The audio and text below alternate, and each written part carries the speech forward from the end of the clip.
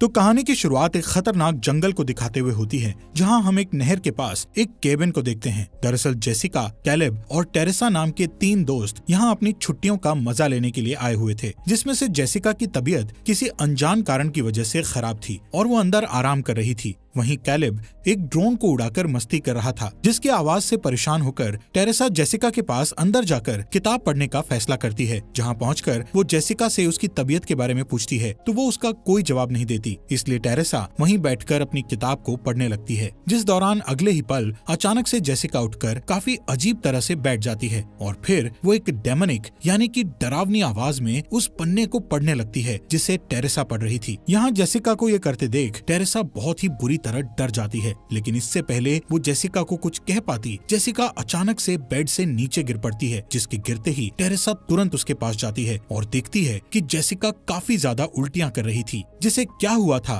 उसे बिल्कुल समझ नहीं आ रहा था और इसी बीच अचानक से जेसिका की आंखों का रंग बदलने लगता है और उसे देखकर हमें ये समझ आ जाता है कि वो किसी डेमन के काबू में है, जो अचानक से टेरेसा का गला पकड़कर उसके बाल को स्किन सहित उखाड़ लेती है। यहाँ टेरेसा किसी तरह कैलेब के पास पहुंचती है, जिसकी हालत देखकर कैलेब बिल्कुल ही हैरान था, लेकिन इससे पहले टेरेसा कुछ बता पाती जेसिका भी वहीं आ जाती है। वो कैलेब के ड्रोन को हाथ में पकड़कर अपने चेहरे को काट लेती है और इसके बाद जेसिका पानी में गिर पड़ती है, जिसे गिरता देख कैलेब तुरंत उसे बचाने के लिए पानी में कूद पड़ता है और ये सब बेचारी टेरेसा के सामने ही हो रहा था। वो जब कैलेब को देखने के लिए पानी के करीब जाती है तो वैसे ही जेसिका कैलेब के सिर को उखाड़कर बाहर फेंक देती है और इसके तुरंत बाद जेसिका पानी से बाहर आकर हवा में लेविटेट यानी कि हवा में उड़ने लग जाती है। यहाँ ये तीनों लोग कौन थे और जेसिका की यह हालत कैसे हुई, ये सब हमें कहानी में आगे पता लगेगा, क्योंकि इसके बाद सीन सीधा एक दिन पहले के समय पर शिफ्ट होता है और वहाँ हमें एक अपार्टमेंट दिखाया जाता है जिसकी हालत एकदम खस्ता थी। इस अपार्टमेंट में हम एली और उसके 3 बच्चों को देखते हैं, जिनके नाम डैनी, ब्रिजेट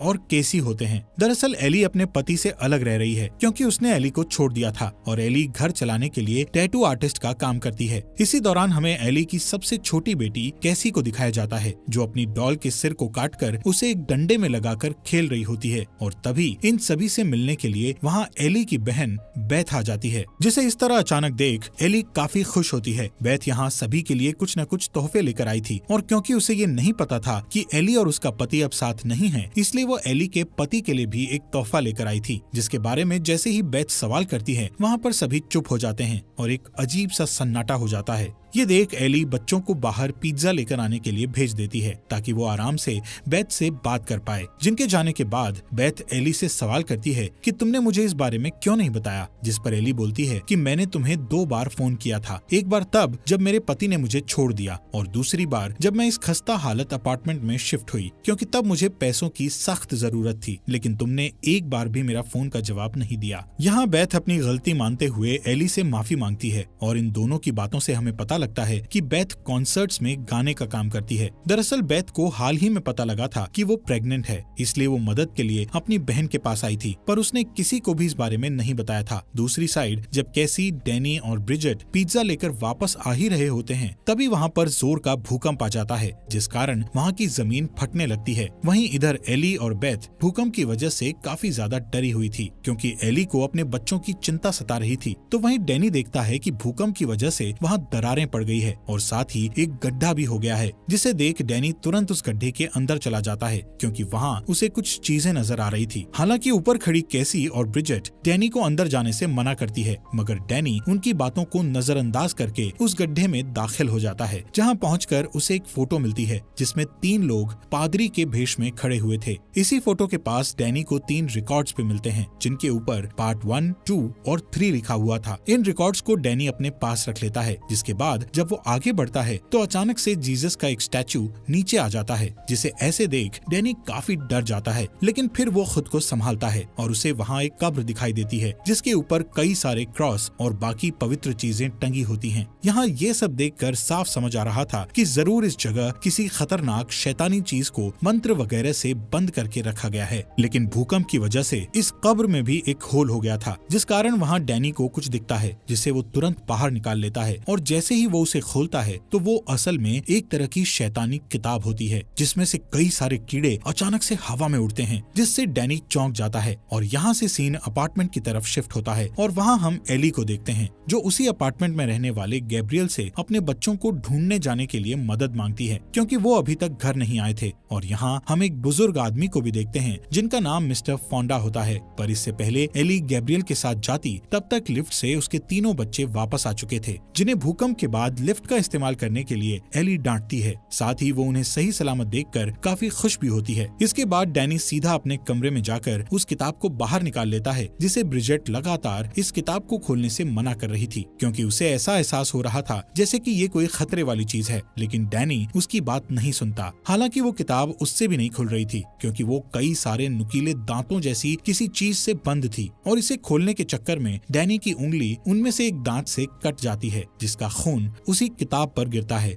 और देखते ही देखते वो किताब इस खून को सोख लेती है, जिसके तुरंत बाद वो अपने आप खुल जाती है, जिसे खुला देख डैनी उसके पन्ने पलटने लगता है, जिसमें काफी ज्यादा अजीब और खौफनाक चीजें बनी हुई थी, जिन्हें देखते ही ब्रिजेट उस किताब को बंद कर देती है और वो डैनी से सुबह होते ही इस किताब को वापस रख कर आने के लिए बोलती है। लेकिन डैनी का अभी इतने से मन नहीं भरा था, इसलिए वो उन रिकॉर्ड्स को एक एक करके चलाने लग जाता है, जिस दौरान एली कपड़ों को लेकर लिफ्ट के जरिए लॉन्ड्री की तरफ निकलती है, क्योंकि भूकंप की वजह से सीढ़ियां टूट गई थी। और इधर बेथ कैसी को नहला रही थी। वहीं इस ओर डैनी जब पहली रिकॉर्डिंग चलाता है तो उसमें वही पादरी बोल रहे होते हैं जिनकी पिक्चर उसे वहाँ मिली थी। पादरी बताते हैं कि इस किताब का नाम बुक ऑफ द डेड है, जिसके जरिए कई सारी शैतानी शक्तियों को जगाया जा सकता है। हालांकि पादरी अपने दोस्तों के साथ मिलकर इस किताब को ट्रांसलेट करने की कोशिश कर रहे थे, जिस बात के साथ ये रिकॉर्डिंग भी यहीं खत्म हो जाती है। जिसके बाद डैनी अगली रिकॉर्डिंग चालू करता है, जिसमें पादरी इस किताब के मंत्र वगैरह को पढ़ रहे होते हैं कि तभी उस रिकॉर्डिंग से आ रही आवाज काफी डरावनी हो जाती है, जिसे सुनते ही डैनी उसे बंद करने की काफी कोशिश करता है, पर वो उसे चाहकर भी बंद नहीं होता, मानो जैसे वो शैतानी शक्ति खुद ब खुद आजाद होना चाहती हो। जिसके बाद हम उस शैतान या डेमन को आजाद होते हुए देखते हैं, जिसके आगे एली पड़ जाती है। इस कारण वो शैतान उसी पर हमला कर देता है, जिससे लाइट जाने के साथ लिफ्ट भी खराब हो जाती है और एली को बिल्कुल भी समझ नहीं आता कि अभी उसके साथ क्या हुआ। लेकिन वो काफी ज्यादा डरी हुई थी और ऊपर से लिफ्ट का दरवाजा भी लॉक हो गया था, जिसे एली खोलने की काफी कोशिश करती है, पर ऐसा करने का कोई फायदा नहीं था, क्योंकि वो शैतान अब उसे काफी बुरी तरह मारने के बाद वहाँ लटकी तारों से उसके गले, हाथ और पैर को बांधकर उसकी सारी हड्डियां तोड़ देता है,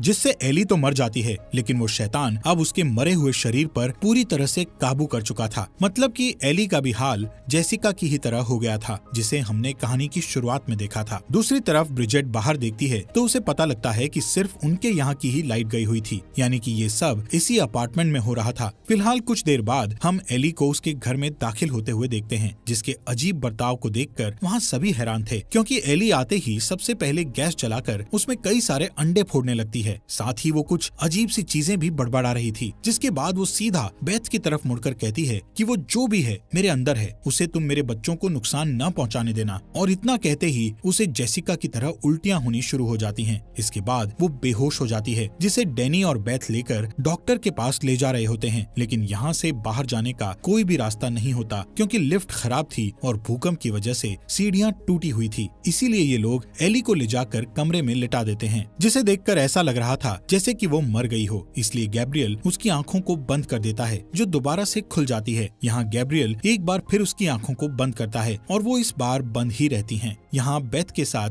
गैब्रियल और मिस्टर फोंडा एली के लिए आखिरी प्रार्थना करते हैं, जिसके बाद गैब्रियल मिस्टर फोंडा के साथ इस अपार्टमेंट से बाहर निकलने का रास्ता ढूंढने के लिए चला जाता है। वहीं इस तरफ बेथ एली के बगल में बैठकर अपना दुख जाहिर करने लगती है। तभी अचानक से बेथ का फोन बजता है और उसमें एली बोल रही होती है कि मुझे बचा लो, मैं जल रही हूँ। जिस चीज का मतलब बेथ को बिल्कुल भी समझ नहीं आता और वो देखती है कि एली उठकर बैठी हुई है, जिसका शरीर काफी ज्यादा गर्म होता है। इसलिए डैनी की मदद से वो एली को पानी से भरे बाथटब के अंदर लेकर आती है, जहाँ जैसे ही एली पानी को छूती है वैसे ही वो खौलने लग जाता है और एली अब पूरी तरह से एक डेमन में बदल चुकी थी, क्योंकि वो अचानक से उछलकर ऊपर दीवार से चिपक जाती है। इसके बाद वो अपने बच्चों सहित बेथ पर भी हमला कर देती है। वो एक चाकू से बेथ के हाथ को घायल करने के बाद टैटू बनाने वाली नीडल से ब्रिजेट के गाल पर एक घाव कर देती है। यहाँ उसको ऐसा करते हुए देख डैनी उसको बहुत ही तेज से मारता है, क्योंकि अब तक वो समझ चुका था कि जो सामने खड़ी है वो उसकी माँ नहीं बल्कि एक शैतान है। लेकिन एली को मारना आसान नहीं था, जिस दौरान वहाँ पर गैब्रियल और मिस्टर फोंडा भी आ जाते हैं और वो दोनों भी एली के इस रूप को देखकर हैरान रह जाते हैं।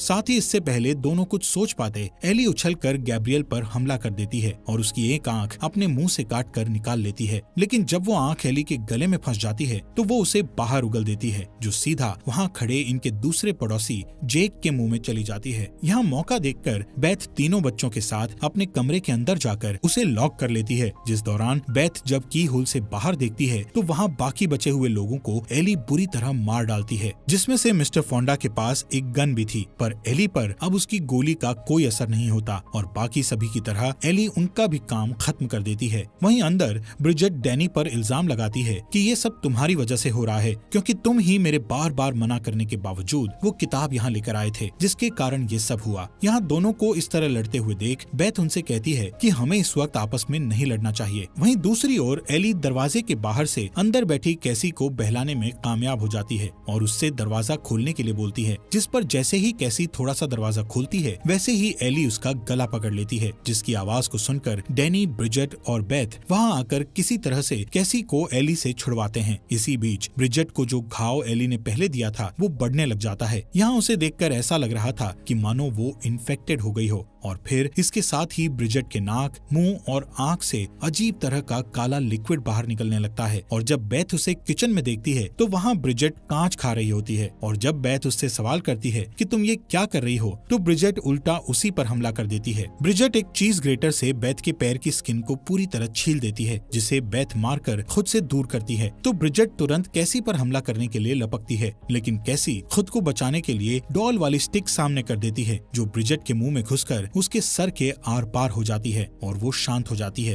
पर डैनी को पता था कि ब्रिजेट दोबारा से उठ सकती है, इसलिए वो बिना देरी किए उसे बेड से बांध देता है। इसके बाद वो बेथ को उस किताब और उन रिकॉर्डिंग्स के बारे में बताता है। वो कहता है कि मैं बस 2 रिकॉर्डिंग्स ही सुन पाया, जिसके बाद ये सब हो गया। इसलिए बेथ खुद अकेले में उस तीसरी रिकॉर्डिंग को सुनने का फैसला करती है ताकि किसी और को इससे कोई नुकसान न हो। वहीं दूसरी तरफ बाहर खड़ी एली एक बिल्ली को ऊपर डक्ट से जाते हुए देखती है तो वो उसी रास्ते अंदर आ जाती है। तो वहीं इधर ब्रिजेट भी फिर से उठकर कैसी पर हमला करती है, जिसे डैनी आग में जला देता है। लेकिन तब तक एली वहां आकर डैनी को चाकू से मार डालती है, जिस दौरान कैसी वहीं छुपी हुई थी। और इधर बेथ को उस रिकॉर्डिंग से पता चलता है कि जिस पादरी ने अपने साथियों के साथ मिलकर इस किताब को ट्रांसलेट करने की कोशिश की, उन्हें चर्च ने ऐसा करने से रोक दिया, क्योंकि ये बहुत ही खतरनाक किताब है जिसके जरिए एक ऐसी एंटिटी या डेमन को जगाया जा सकता है जिसकी कोई कमजोरी नहीं है। या तो आप उसे कैद कर सकते हो या फिर उससे दूर भाग सकते हो। दरअसल ये डेमन जिसे भी मारता है या घाव देता है वो भी एक तरह से इन्फेक्ट होकर इसी की तरफ बन जाता है। इस डेमन ने पादरी के सभी साथियों को मौत के घाट उतार दिया था, इसलिए पादरी ने इस किताब को एक ऐसी जगह छिपाया जहां ये किसी को भी ना मिले। मगर भूकंप और डैनी की गलती से वो डेमन फिर से जाग चुका था। यहाँ जिस दौरान बेथ ये सब सुन रही थी तभी उसके पीछे एली आकर खड़ी हो जाती है और वो बेथ को मारने की कोशिश करती है। इसी बीच एली को पता चलता है कि बेथ प्रेग्नेंट है, तो वो ये जानकर काफी खुश होती है, क्योंकि ये डेमन लोगों को मार के उनकी आत्मा को इकट्ठा करता है।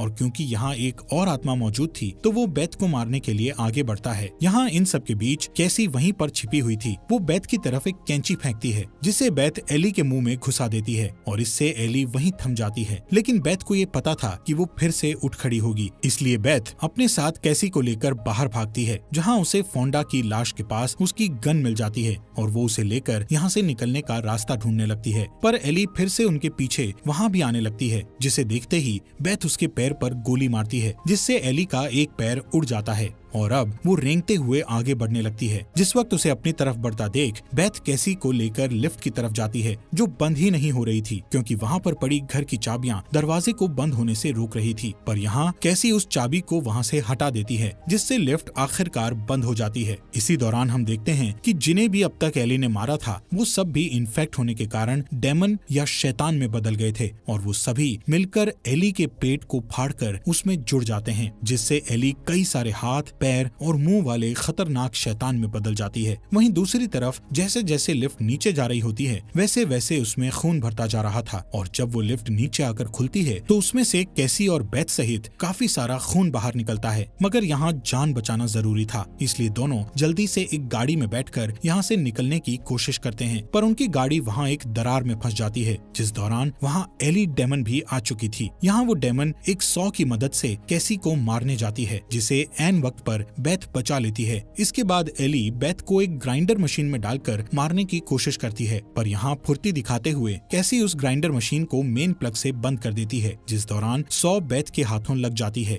जिससे वो डेमन को ग्राइंडर मशीन की तरफ धकेलकर कैसी से प्लग ऑन करने के लिए बोलती है, जिससे प्लग ऑन करते ही वो बड़ा सा डेमन पूरी तरह से ग्राइंडर में पिस जाता है और आखिर में बस एली का सर बचता है, जो अब भी बकवास कर रहा था। इसलिए बेथ उसे भी ग्राइंडर में डालकर वहाँ से कैसी के साथ निकल जाती है। मगर वो डेमन अब भी मरा नहीं था, क्योंकि अगले दिन जब उसी अपार्टमेंट के किसी और फ्लोर में रहने वाली जेसिका पार्किंग एरिया में आती है तो वो डेमन उसे अपने काबू में कर लेता है। यहाँ जेसिका वही लड़की थी जिसे हमने कहानी की शुरुआत में देखा था। बाकी इसके बाद जेसिका के अंदर के शैतान ने उससे क्या क्या करवाया ये तो हमें शुरुआत में ही दिखा दिया गया था और इसी के साथ ये मूवी यहीं पर खत्म हो जाती है। दोस्तों, आपका दिल से शुक्रिया हमारे चैनल को सब्सक्राइब करने के लिए।